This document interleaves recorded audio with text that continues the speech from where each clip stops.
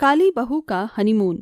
सुनिए, अब हमारे विवेक की शादी की उम्र हो गई है, क्यों ना हम उसके लिए लड़की ढूंढना शुरू कर दें। कह तो तुम सही रही हो, लेकिन पहले हमें इस बारे में विवेक से बात करनी चाहिए। क्या पता उसे कोई लड़की पहले से ही पसंद हो। सही कहा आपने, विवेक से बात करना बहुत जरूरी है। आप रुकिए, मैं उसे बुलाती हूँ। विवेक, अरे बेटा विवेक, इधर तो आना जरा। जी हाँ, बोलिए। विवेक बेटा, अब तुम्हारी शादी की उम्र हो गई है, तो इसलिए हम तुम्हारे लिए लड़की देखना शुरू कर रहे हैं। अगर तुम्हें पहले से ही कोई पसंद हो तो तुम हमें बता दो, वरना हम लड़की देखना शुरू कर देते हैं। हाँ डैड, एक लड़की मुझे पसंद है।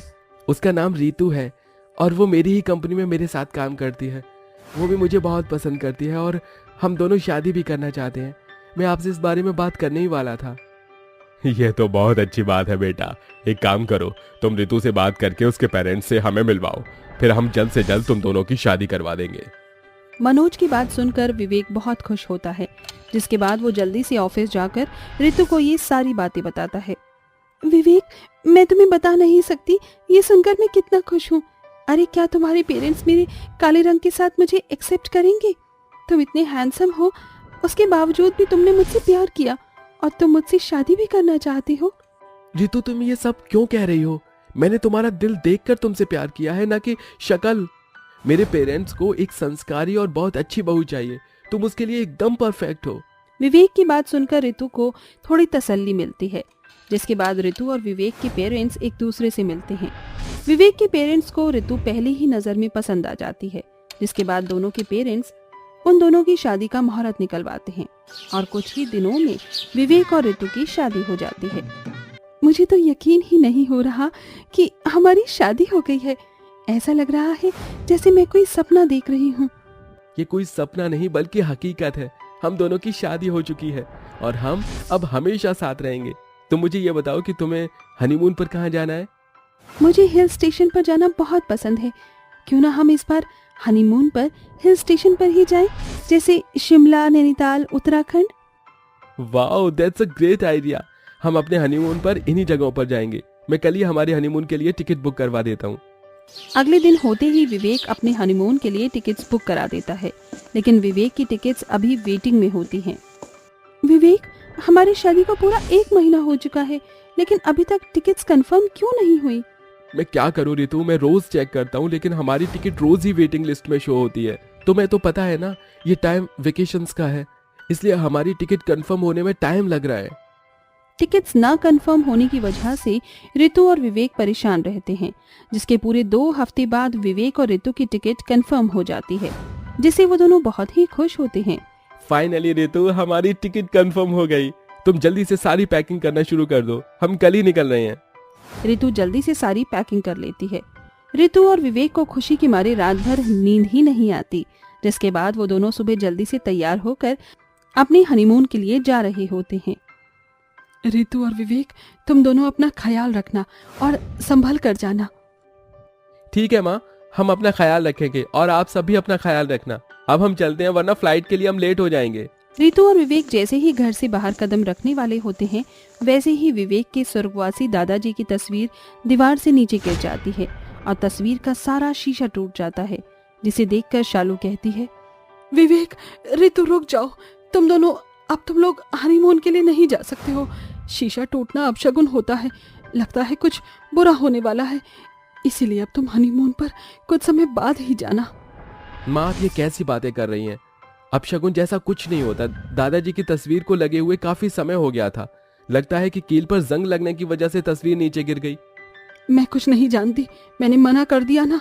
अब तुम दोनों हनीमून पर नहीं जाओगे, तुम लोगों को मेरी कसम है। शालू की कसम की वजह से विवेक और ऋतु हनीमून पर नहीं जाते हैं, जिससे दोनों का ही मूड खराब हो जाता है। विवेक फिर से हनीमून के लिए टिकट बुक करता है और पूरे 2 महीने के इंतजार के बाद टिकट कंफर्म होती है, जिसके बाद फिर से ऋतु और विवेक हनीमून के लिए निकलते हैं। लेकिन शायद इस बार भी इन दोनों की किस्मत में हनीमून पर जाना नहीं था।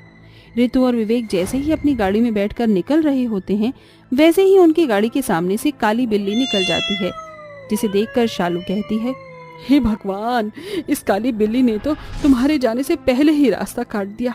इसका मतलब रास्ते में अब तुम लोग साथ कुछ ना कुछ बुरा होने वाला है। मेरी बात मानो, अभी जाना तुम लोगों के लिए ठीक नहीं है। माँ आप भी ना हद करती हो। पहले शीशा टूटने की वजह से नहीं जाने दिया और अब इस काली बिल्ली की वजह से आप हमें नहीं जाने दे रही हो। आजकल के बच्चों को तो जरा भी सब्र नहीं है। कैसे मरा जा रहा है हनीमून पर जाने के लिए। रितु तेरी पत्नी है, अगर कुछ दिन लेट हनीमून पर जाएगा तो उसे कोई चुरा कर नहीं ले जाएगा। और इस बार भी रितु और विवेक का हनीमून कैंसिल हो जाता है, जिसके बाद अब विवेक ठान लेता है कि कुछ भी हो जाए वो हनीमून पर जाकर ही रहेगा। वो दोबारा टिकट बुक कराता है। टिकट कंफर्म होते ही रितु को लेकर जल्दी से फ्लाइट के लिए निकल जाता है, बिना घर में कुछ बताए। और फ्लाइट में बैठने के बाद विवेक अपने घर में कॉल करता है, सबको बताता है। विवेक, ये ठीक नहीं किया हमने, घर में किसी को भी नहीं बताया और हम उन्हें बिना बताए आ गए, और अब तुम उन्हें कॉल करके बता रहे हो। गुस्सा हो गए मम्मी पापा जी हमसे। इस बार हम उन्हें बता कर आते तो फिर कुछ न कुछ होता और फिर हमें माँ जाने से रोक देती, इसलिए मैंने उन्हें कुछ नहीं बताया। जब तक हम हनीमून से घर पर जाएंगे तब तक उनका गुस्सा शांत हो जाएगा, तुम फिक्र मत करो। विवेक और ऋतु फ्लाइट में कुछ ही घंटों में शिमला पहुंच जाते हैं। शिमला पहुंचने के बाद विवेक और ऋतु अपने होटल के रूम में जाकर रेस्ट करते हैं। रितु डार्लिंग, अब तो हमें हनीमून मनाने से कोई नहीं रोक सकता। इतना कहकर विवेक ऋतु के पास जाने वाला होता है कि तभी उनके रूम के गेट पर नॉक होता है, जिसके बाद विवेक गेट खोलता है। सर, मैं रूम सर्विस से हूँ, मुझे आपका रूम क्लीन करने के लिए भेजा गया है। नहीं भाई, हमें कोई भी रूम सर्विस नहीं चाहिए, हमारा रूम क्लीन है। जब हमें चाहिए होगा तो मैं खुद कॉल करके बुला लूंगा। इतना कहकर विवेक गेट बंद कर देता है और दोबारा ऋतु के पास जाता है। जैसे ही इस बार विवेक ऋतु के पास जाता है, वैसे ही दोबारा गेट पर नॉक होता है और विवेक गुस्से में गेट खोलकर बोलता है, भाई नहीं चाहिए रूम सर्विस, कितनी बार बोलूं? लेकिन सर, मैं तो आपका ऑर्डर किया हुआ खाना देने के लिए आया था। ये सब देखकर विवेक को बहुत गुस्सा आता है, जिसके बाद विवेक और ऋतु तैयार होते हैं और विवेक अपना हनीमून मनाने के लिए पहाड़ियों पर निकल जाता है। विवेक, हम यहाँ अपना हनीमून मनाएंगे, तुम कहीं पागल तो नहीं हो गए हो? हम पहाड़ियों के बीच में हनीमून मनाएंगे। रितु डार्लिंग, तुम फिक्र मत करो, मैंने इसका भी इंतजाम कर लिया है। विवेक ऋतु का हाथ पकड़कर टेंट के पास जाता है और कहता है, रितु, मैंने बोला था ना कि मैंने इंतजाम कर लिया है। अब यहाँ पर कोई भी नहीं आएगा और हम इस टेंट में अपना हनीमून मनाएंगे। विवेक ऋतु को टेंट के अंदर लेकर जाता है। रितु, अब हमारे बीच में कोई नहीं आएगा, अब यहाँ सिर्फ मैं और तुम हो। I love you so much Ritu. I love you too Vivek. जिसके बाद फाइनली ऋतु और विवेक अपना हनीमून बनाते हैं। ऋतु और विवेक बहुत खुश होते हैं, जिसके बाद दोनों खुशी खुशी अपने घर वापस लौट आते हैं। क्या हो जब एक कपल लॉन्ग ड्राइव के लिए निकले मगर बीच रास्ते में उनकी लॉन्ग ड्राइव अधूरी रह जाए। आइए देखते हैं क्या हुआ। विशु, बाइक क्यों रोक दी? पता नहीं पल्लवी, बाइक अपने आप रुक गई, स्टार्ट ही नहीं हो रही है। बीच रास्ते में बाइक रुक जाने के कारण पल्लवी चिढ़कर कहती है, हमेशा की तरह आज फिर से तुम्हारी ये फटफटिया बीच रास्ते में ही बंद पड़ गई। अरे बुलेट के जमाने में ये पुराने जमाने की हीरो होंडा लेकर घूमोगे तो ऐसा ही होगा ना। ये बाइक कभी भी ठीक से 4 कदम भी नहीं चलती, सारा मूड स्पॉइल कर दिया। पल्लवी, इसमें मेरी क्या गलती है? मुझे क्या पता था कि बाइक ऐसे बीच रास्ते में रुक जाएगी। इसलिए कहती हूँ कि एक कार ले लो। कहाँ से ले लूं कार? तुम्हें पता है ना, मैं प्राइवेट जॉब करता हूँ, मेरी सैलरी 15,000 है, उसमें मुझे घर की जिम्मेदारियां भी देखनी होती हैं।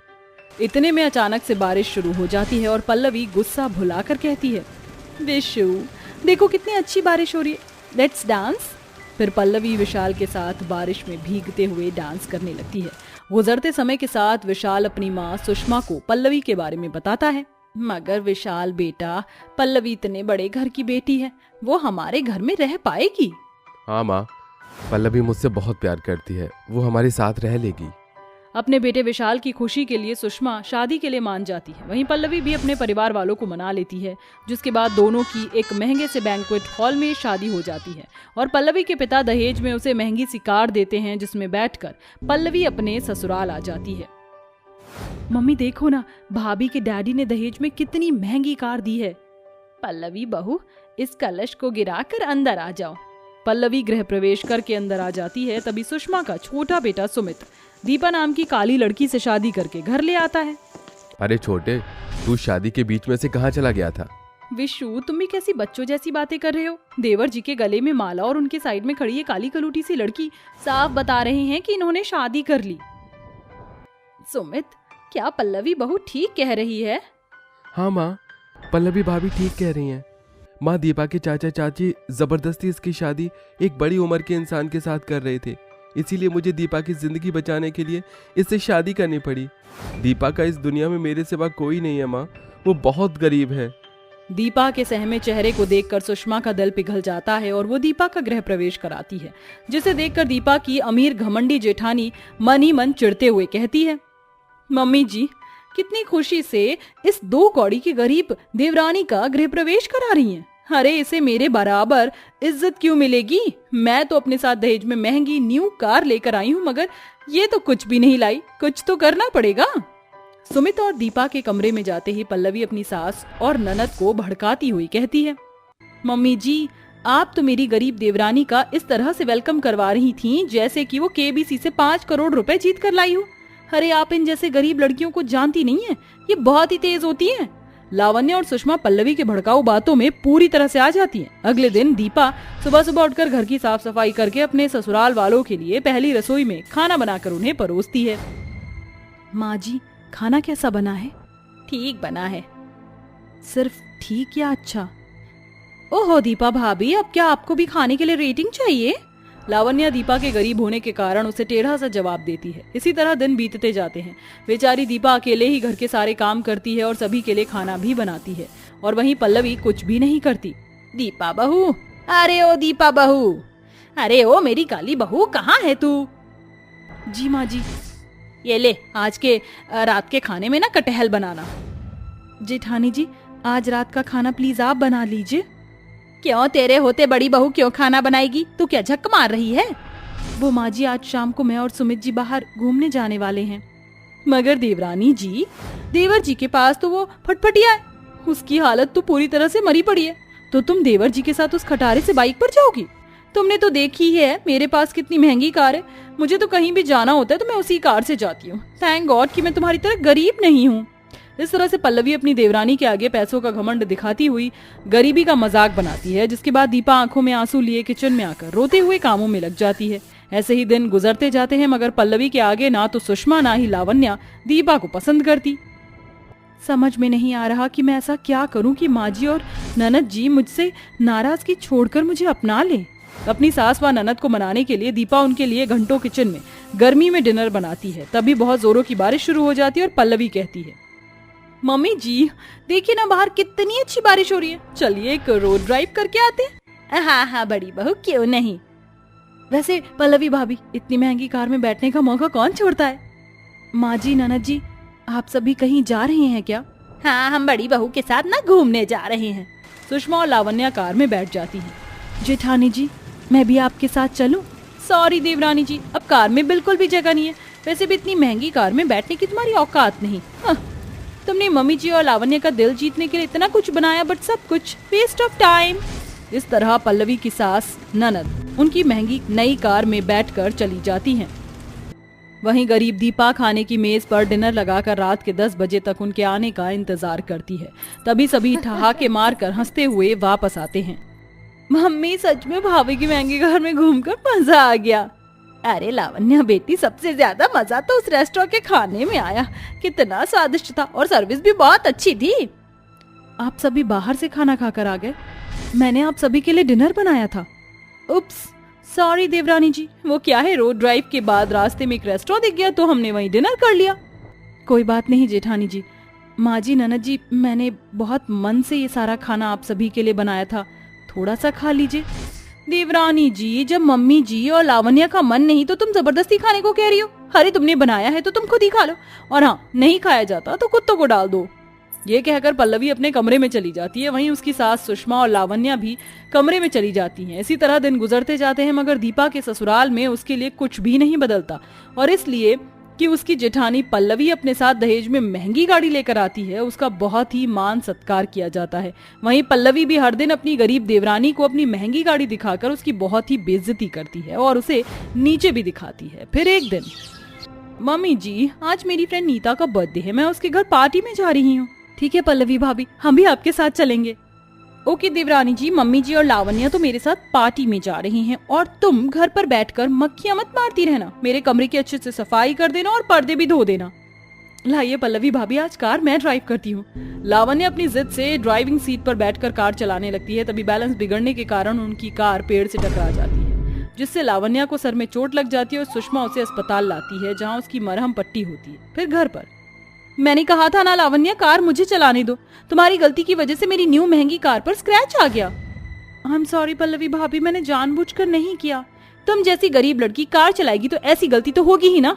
तुम्हारी और मम्मी जी की किस्मत है जो मैं अपने मायके से दहेज में इतनी महंगी कार ले आई, जिसमें तुम इतने आराम से बैठकर मौज करती हो, मगर तुम जैसे गरीबों को अमीरों के शौक रास नहीं आते। ये सुनकर सुषमा और पल्लवी को बहुत बुरा लगता है और उनकी आंखों से आंसू डबडबा जाते हैं। तभी पल्लवी की देवरानी दीपा कहती है, बस कीजिए जेठानी जी, ननद जी ने जानबूझकर तो आपकी गाड़ी का नुकसान नहीं किया। हर गलती तो किसी से भी हो सकती है। किसी ने ठीक ही कहा है कि अमीरों के लिए पैसों से बढ़कर और कुछ नहीं होता। तभी तो आपको नुकसान के आगे ननद की हालत भी दिखाई नहीं दे रही। एक बार को अपनी देवरानी की फटकार सुनकर पल्लवी को अपने किए पर पछतावा होता है। आई एम सॉरी, मुझे तुमसे ऐसी बात नहीं करनी चाहिए थी।